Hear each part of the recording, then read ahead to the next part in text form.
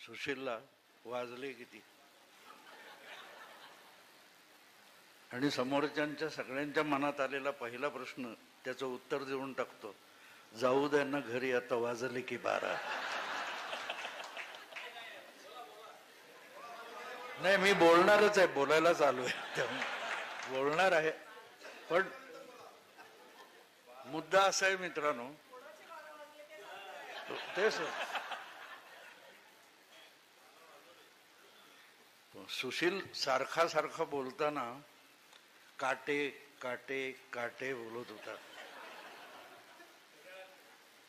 ते काटे काढून वाडी बनवा असं म्हणत होता की काय, अशी मला शंका. कारण हा मतदारसंघ काटेवाडीशी जोडला गेलेला आहे. आणि मला आठवतं की ज्यावेळेला 2019च्या विधानसभा निवडणुकीचे निकाल लागले, त्यानंतर जी धडपड चालू होती, तेव्हा मी यूट्यूब बनवत नव्हतो, मी ब्लॉग लिहित होतो. तर ब्लॉगवर त्या महाविकास आघाडीची जडणघडण चालली होती. त्या बैठकीचा एक फोटो मी माझ्या ब्लॉगवर छापला होता. त्यात उद्धव ठाकरे असे तोंडावर हात ठेवून बोलत आहेत आणि शरद पवारांचा असा हात आहे. तर मी त्याच्या खाली तो लेख लिहिला होता, कधी बघितलात की नाही, आमच्या बारामतीमध्येच कात्रजचा घाट येतो. असं शरद पवार हे उद्धवनं सांगतायत की काय असं वाटत होतं. फार प्रेक्षणीय आहे असं. पण त्यांना एक गोष्ट माहिती नव्हती की कात्रजच्या घाटात आले नसले तरी अमित शहांनी मराठ्यांचा फार चांगला अभ्यास केलेला आहे. त्यामुळे कात्रजच्या घाटात न येता अमित शहा आपल्याला कात्रजचा घाट दाखवू शकतात हे शरद पवारांना कळायला 4 वर्ष उलटली. हा सगळा जो मला गेले काही दिवस प्रश्न विचारला जातो, अगदी घरातून पण विचारला गेला की काय अजितदादांना बरोबर घ्यायची गरज होती. मित्रांनो, बातमी जेव्हा आपण ऐकतो तेव्हा त्या बातमीमध्ये सार कुठे आहे शोधावं लागतं. दुर्दैवाने आज असं झालंय की बातमी सोडून सगळ्याविषयी बोलतात. ज्यावेळेला पुण्याचं पालकमंत्रीपद हे चंद्रकांत दादांनी अजितदादांकडे सोपवलं, तेव्हा मग त्यांना टोमणे अनेक मारले गेले. तेव्हा चंद्रकांत दादा एक वाक्य फार चांगलं बोलले होते, पण त्याच्याकडे गंभीरपणे बघितलं नाही. कारण ती बातमी आहे आणि ती बातमी बघेल तो बातमीदार कसला. आजच्या बातमीदारांची एक अवस्था अशी आहे की त्यांना समोर असलेली बातमी सुद्धा बघता येत नाही. चंद्रकांत दादा म्हणाले होते, काहीतरी मोठं साध्य करायचं तर छोटा मोठा त्याग करावा लागतो. पुण्याचं पालकमंत्री पद सोडणं ही जर छोटी गोष्ट असेल तर मग मोठी गोष्ट काय, ही बातमी होती, ती शोधायला हवी होती. की केवळ अजितदादांचा हट्ट आहे, अहंकार आहे म्हणून त्यांना पुण्याचं पालकमंत्रीपद दिलं का? हा चंद्रकांत दादांचा किंवा भाजपचा अपमान आहे का? तर नाही. पुणे जिल्ह्याच्या पालकमंत्री पदापेक्षा बारामतीचा किल्ला ढासळणं आवश्यक होतं.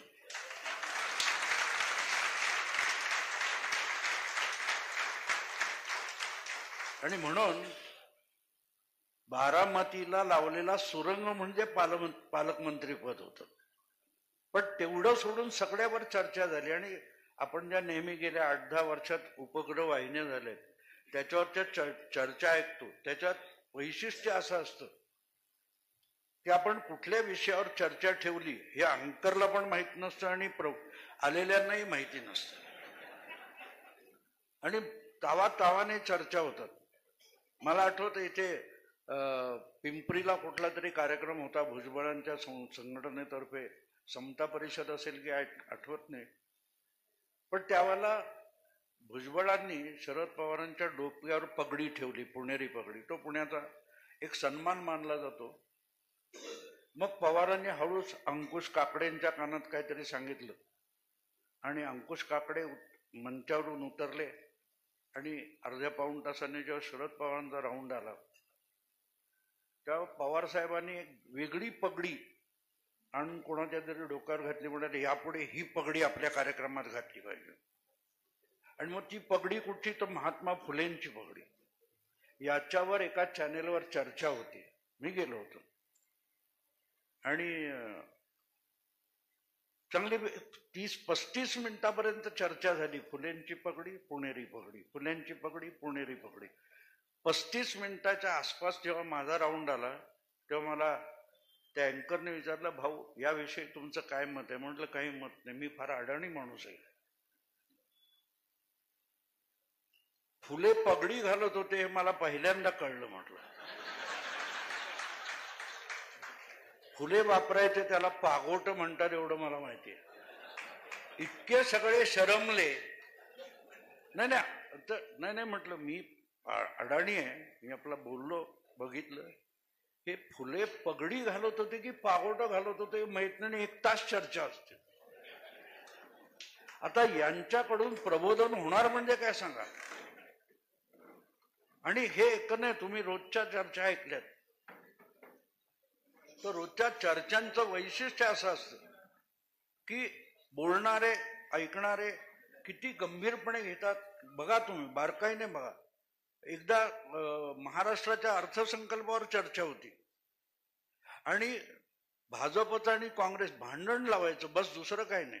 त्या चर्चा डिबेट म्हणजे तुम्ही ह्यांना शिव्या घाला, हे तुम्हाला शिव्या घालतील. बाकी चर्चेचा मुद्दा काय. तुम्हाला गंमत वाटेल, महाराष्ट्राच्या अर्थसंकल्पावर चर्चा असताना पाऊण तास गेला होता आणि बोरिवली आणि दादर स्टेशन मधले सरकते जिने कोणी बसवले याच्या श्रेयावरच वाद चालला होता. मला जेव्हा त्याने विचारलं तेव्हा म्हटलं, बघ मला पहिल्यांदा ज्ञानात भर पडली की रेल्वे खातं आता महाराष्ट्र सरकारकडे आलंय. कारण माझा गैरसमज होता ते केंद्राकडे आहे म्हणून.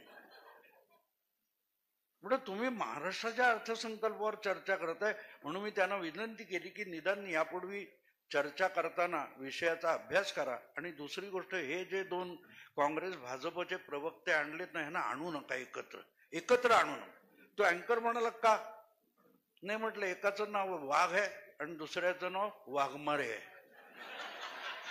त्यामुळे चर्चा राहते बाजूला आणि शिकार सुरू होते. पण मुद्दा असा आहे मित्रांनो की आपण चर्चा करतोय, लोक ऐकतायत, लोकांना काहीतरी समजलं पाहिजे. आणि म्हणून साधारण 7-6 वर्षापूर्वी मी या चर्चामध्ये जाण्याचं बंद केलं. कारण थोडाफार जो काय मेंदू उरलाय त्यालाही गंज चढलं तर काय व्हायचं. कारण एकूण चर्चा अशी असते की मी म्हटलं का सुशील, अरे सायकल घ्यायचा विचार करतो. आता सुशील अँकर असेल तर तो काय करणार. तो म्हणेल सायकलीपेक्षा म्हैस घे, म्हैस दूध देते. अरे पण मला ऑफिसला जायचंय, रिक्षा परवडत नाही, बस मिळत नाही, म्हशीवर बसून ऑफिसला जाऊ. पण तो अँकर आहे, तो अँकर काय म्हणणार, मग काय सायकलचं दूध काढणार. अरे सायकलच्या दुधाचा प्रश्न येतो पुढं. मला ऑफिसला जाण्याची सोय म्हणून मला, पण नाही, तो पुढे पुढे पुढे जातो आणि विषय बघा कुठे जातो तो. म्हणजे मला सायकल घ्यायच्या विषय बाजूला पडतो आणि तो म्हशीचंच पुराण सांगत राहतो. कारण झालंय असं मित्रांनो की ज्ञानेश्वराने त्या रेड्याकडून वेद वजवले, पुढे पुढे रेड्याला वाटलं मीच ज्ञानेश्वर आहे.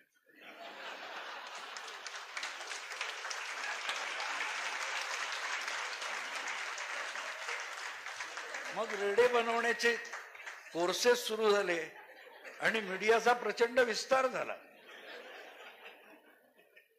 पण साध्या तुम्हाला सांगतो कसं असतं मित्रांनो, बातमी शोधावी लागते. बातमी शोधा. तुम्ही मोदी लांबलचक बोलतात, अमित शाह हे जुन्या तारेच्या भाषेत बोलतात.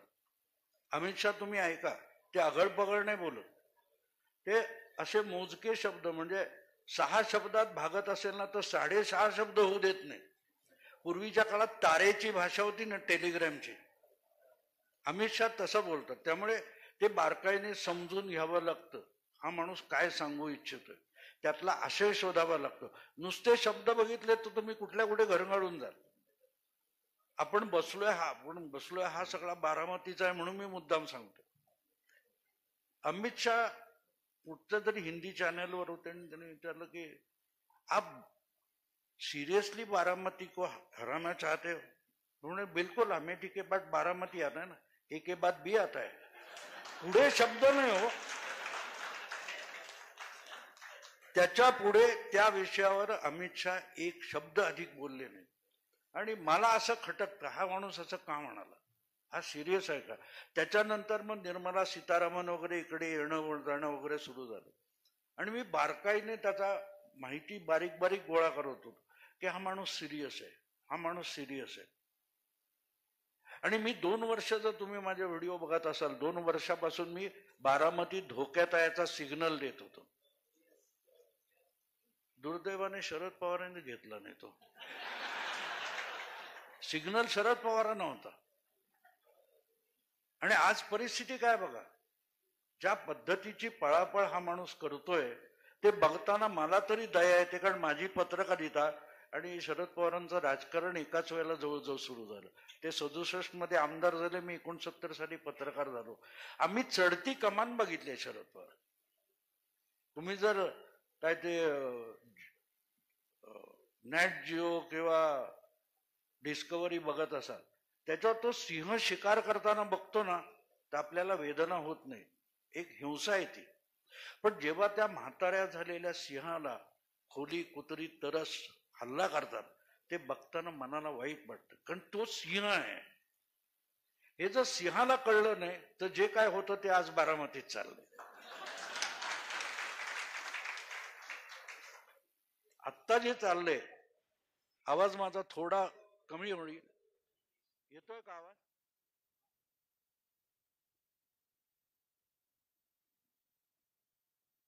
गोंधळलाय का?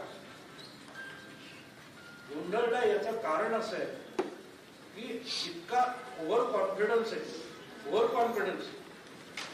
आणि तो ओव्हर कॉन्फिडन्स दिसतो. म्हणजे काल मला, मी आता नाव सांगत नाही, पण चांगल्या चॅनलचा माणूस मला भेटला होता आणि त्यांनी सांगितलं पवार साहेब इतके भैसातले की परवा कुठेतरी बारामतीच्या एका कार्यक्रमामध्ये एक माणसाने त्यांना स्वागत केलं, आपण बघितलं, शाली वगैरे दिल्या, तसा त्यांना आणून पुष्पगुच्छ दिला.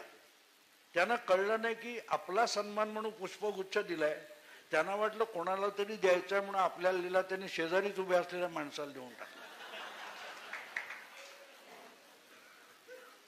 पराभव साक्षात समोर उभा राहतो मित्रांनो, तेव्हा काय अवस्था होते बघा. कळतंय की पराभव होतोय, पण हे का होतोय याचा विचारही करायला माणूस तयार नाही. हे सगळं का होतंय? मी माझ्या दृष्टीने शरद पवार यांच्या इतका निस्वार्थी राजकारणी मी बघितला नाही. तुम्ही म्हणाल इतके पैसे, इतके प्रॉपर्टी, अमुक तमुक, हे ते सगळं बरोबर आहे, मान्य आहे.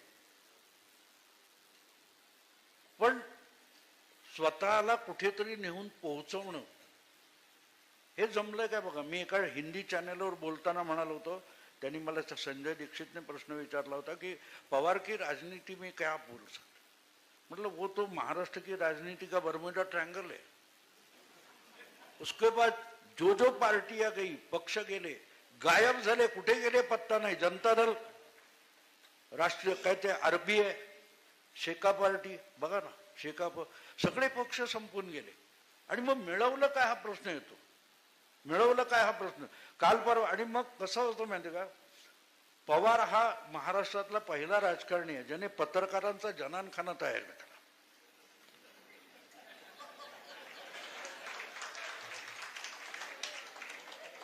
त्या प्रत्येक नवीन लग्न होऊन आलेली राणी त्या जनानखान्यात असते. तिला असं वाटतं की मीच पट्टराणी आहे, पण नंतर लक्षात येतं की कधी आपल्याकडे महाराज वळून तरी बघणार आहेत का. अशी महाराष्ट्राच्या पत्रकारांची अवस्था केली हो. आमचा, तुम्हाला माहिती असेल, तो नुक्कड नावाच्या मालिकेमध्ये गणपत हवालदार म्हणून होता, तो अजय वडावकर. तो माझा चांगला मित्र होता. त्याचा एक उखाणा मला फार सुंदर आवडतो. तो इथे सांगण्यासारखा आहे की पवार साहेबांनी केलं. आज बघा तुम्ही अनंतराव थोपटेंकडे गेले, आणखी कुठे चंद्रराव तावरेंकडे गेले, हे सगळं बघितलं. पवार काय सांगतात, जुन्या चुका दुरुस्त करायच्या. परवा अमरावतीला गेले होते की 5 वर्षापूर्वीची चूक आता दुरुस्त करायची. ती दुरुस्त करा, मी नाही म्हणत नाही, पण आत्ता चूक करतोय का याचा तरी विचार करा.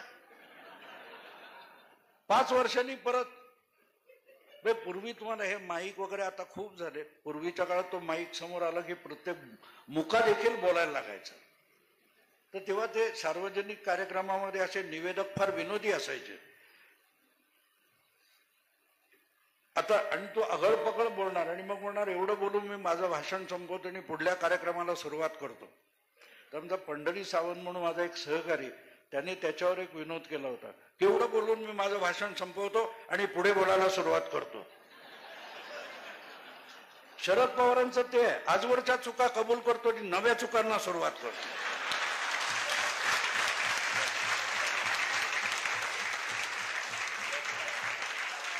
गंमत बघा ना काय ती गंमत कशी आहे बघा. परवा आता उडवून आणायचं. आणि एक लक्षात ठेवा, ज्या वेळेला महाविकास आघाडी झाली तेव्हा मी ब्लॉग लिहिलेला आणि त्याच्यात मी म्हटलेलं होतं की यावेळेला पवारांनी 2.5 दिवसाचं सरकार पडलं होतं. मी तेव्हा माझ्या ब्लॉगवर लिहिलं होतं, पवारांनी चुकीच्या वारुळात हात घातला. कारण मला खात्री होती की ते सरकार पवारांनीच घडवून आणलं होतं. आणि नंतर त्यांनी, जसं अजितदादा सांगतात की नंतर यांनी हे केलं, पलटी मारली. पण ती चूक का होती तुम्हाला सांगतो. माणूस 45-50 मिनिटं संसदेच्या पंतप्रधान दालनामध्ये बसला होता. अमित शाह येऊन गेले, निर्मला सीतारामन येऊन गेल्या. बाहेर पडल्यावर कळलं नाही, मी ते वसंतदादा शुगर इन्स्टिट्यूटचं सुवर्ण महोत्सवाचं आमंत्रण द्यायला गेलो होतो. प्रत्यक्षात तिथे ठरलं होतं जे अजितदादा आता सांगतात की शिवसेना येत नसेल तर आम्ही येतो सरकारमध्ये, सरकार बनवा, हे सांगायला गेले होते. आणि त्यानंतर ते झालंय सरकार. पण दरवेळेला कोणाची तरी टोपी उडवायची आणि गंमत बघत बसायची. आपल्या कॉलेजमध्ये शाळांमध्ये अशी वाह्यात पोरं असतात ना, टपोरी, त्यापेक्षा 50 वर्ष राजकारणात दुसरं काही केलं नाही हो. पण लक्षात ठेवा, तो टपोरी टिवल्या बावल्या करणारा मुलगा असतो ना, तो टॅलेंटेड असतो, सोपं नसतं. पण पुढे आयुष्य उलटून गेल्यावर त्याला वाटतं काय मिळवलं. पवारांची अवस्था वेगळी आहे का बघा. गुरुमूर्ती, एकदा मित्र आहे माझा गुरुमूर्ती तमिळनाडूचा, त्याने मला एक सुंदर गोष्ट सांगितली. तो म्हणतो माझ्या मुलीचं काय ते 10वीचं मेरिट थोड्या 8-10 मार्कांनी हुकलं होतं. तो खूप रागावला होता कारण त्यांनी लहानपणापासून बघितलं होतं. तर मी त्याला म्हटलं जाऊन दे, काय फरक पडतो. नाही म्हणा, ज्यामुळे ही मुलगी, हिच्याकडे टॅलेंट असून 8-10 मार्कासाठी मेरिट तिने गमावलं, याचा अर्थ हिच्यापेक्षा कमी टॅलेंट असलेल्या माणसाला हिने मेरिटमध्ये यायला मदत केली. आणि तुमचं टॅलेंट, तुमची गुणवत्ता ही तुमची नसते, इट्स अ पब्लिक प्रॉपर्टी, ती समाजासाठी असते. आणि त्यामुळे हिने मेरिट घालवणं हे समाजाचं नुकसान आहे. दृष्टिकोन कसा असतो बघा माणसं, दृष्टिकोन कसा असतो. तर पवारांना हे कधीच कळलं नाही. म्हणजे मला आठवतं की 2014च्या निवडणुका लागल्या त्यावेळेला शरद पवारांनी एक आणि पहिल्यापासून जवळ 6 महिने, मला वाटतं सप्टेंबर पासून मोदींनी प्रचार सभा सुरू केल्या होत्या. तर शरद पवारांनी एक कॉमेंट केली होती की मी राजकारणात आहे, तसाच मी क्रीडा क्षेत्रात सुद्धा काम केलेलं आहे. तर क्रीडा क्षेत्रात काम केलं असल्यामुळे मी एक सांगू शकतो की एवढ्या लवकर मोदींनी 8 महिने आधी प्रचार सुरू केला. तर मॅरेथॉन धावणारा जो खेळाडू असतो तो सुसाट धावत सुटत नाही, तो आपली ऊर्जा शेवटच्या टप्प्यासाठी जपून ठेवतो. मोदींनी आत्तापासून सुरुवात केली, पुढे त्यांची दमछाक होईल वगैरे वगैरे वगैरे कौतुक केलं. मी तेव्हाही ब्लॉग लिहिला होता की शरद पवार म्हणतात ते 100% बरोबर आहे, पण ते चुकीच्या माणसाबद्दल बोलतात.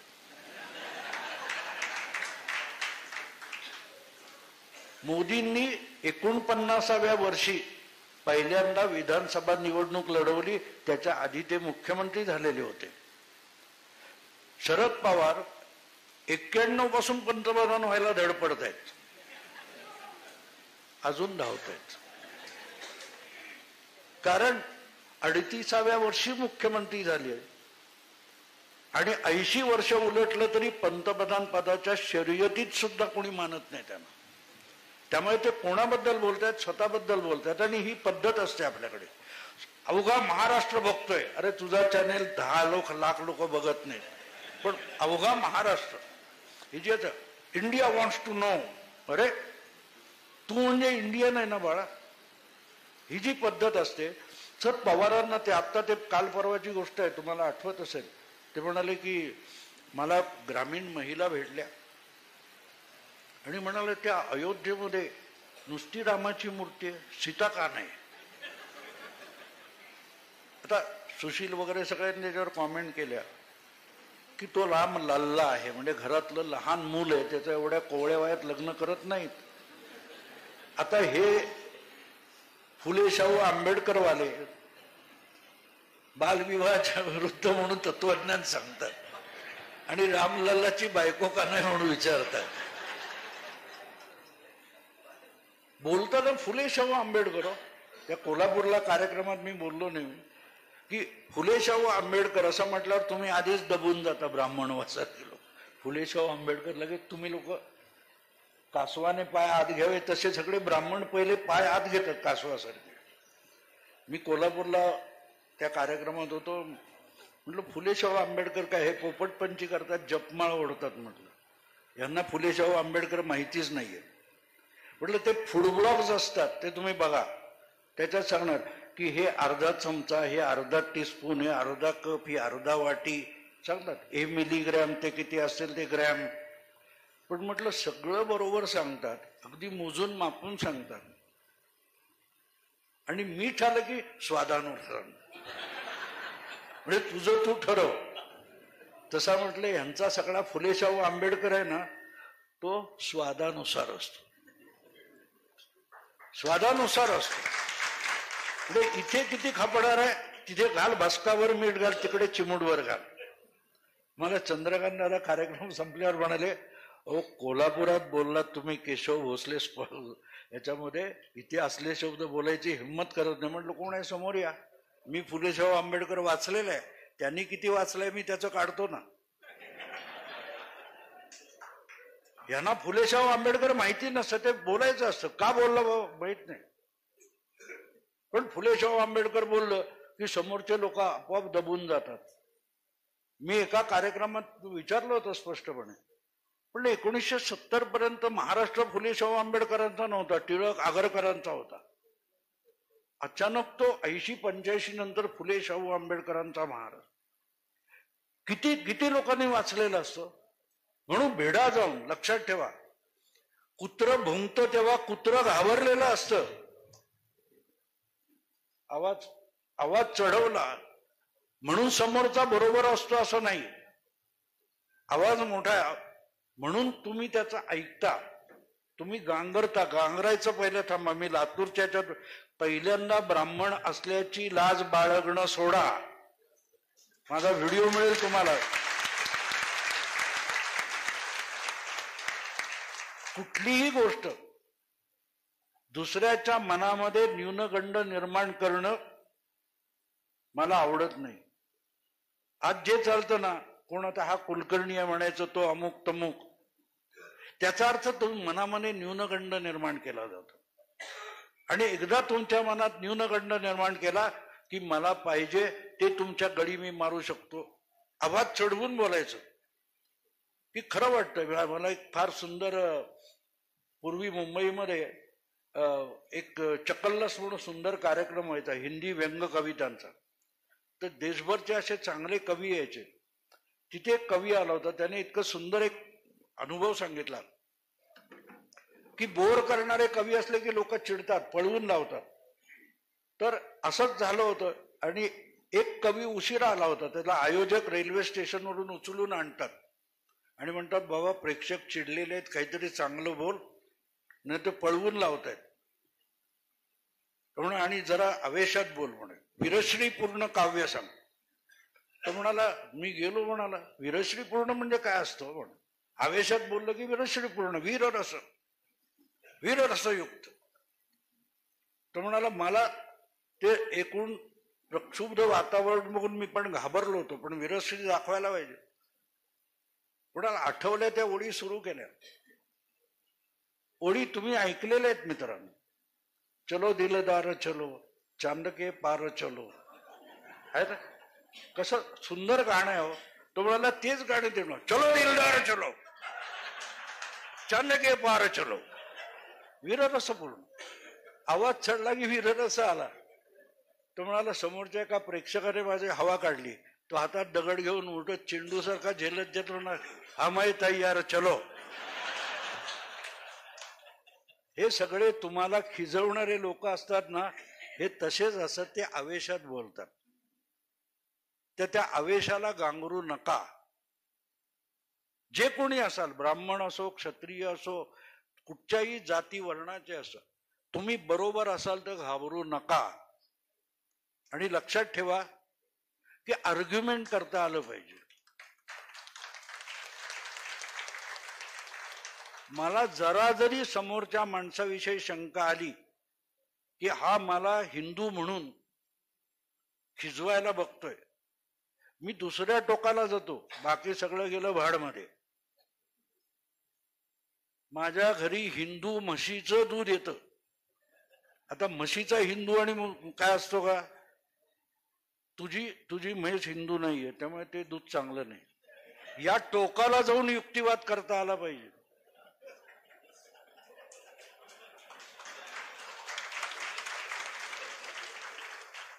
कारण जे बुद्धिवादी आणि तार्किक बोलत नाहीत त्यांच्यात तार्किक बोलायचं नसतं. मी तुम्हाला एक किस्सा सांगतो. एक शायर असतो आणि एक काय तो सरदार असतो. तो शायर नेहमी शायरीचे मुशायरीची कौतुकं सांगतो आणि त्या सरदाराला पण घेऊन जात असतो. एक दिवस तो सरदार वैतागतो, म्हणतो आज हमारा भी मुशायर है, तू भी चल. त्या शायरला घेऊन जातो आणि मग शायरी सुरू होती. सुखविंदर सिंग आला. आप सुखविंदर सिंग अपना कुछ पेश करेंगे. सुखविंदर आला आणि मला डिब्बा डिब्बा 3-4 वेळ तो डिब्बा त्याच्या पुढे जातच नाही. टाळ्या वा वा गेला. आला मनविंदर आला. मनविंदर डिब्बा, उसके ऊपर एक डिब्बा. हे 3-4 वेळ होतं. सगळे वावा. 4था 5वा 8वा डबा चढलाय, पण डब्यावर डबा चढण्यापलीकडे काय होत नाही. तो शायर म्हणतो, अरे यार क्या चल रहा है?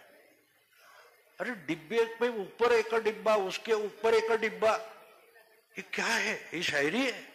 तुम्हारा शायरी गई भाड़ में, बैलेंस देख एक भी नहीं गिर रहा है.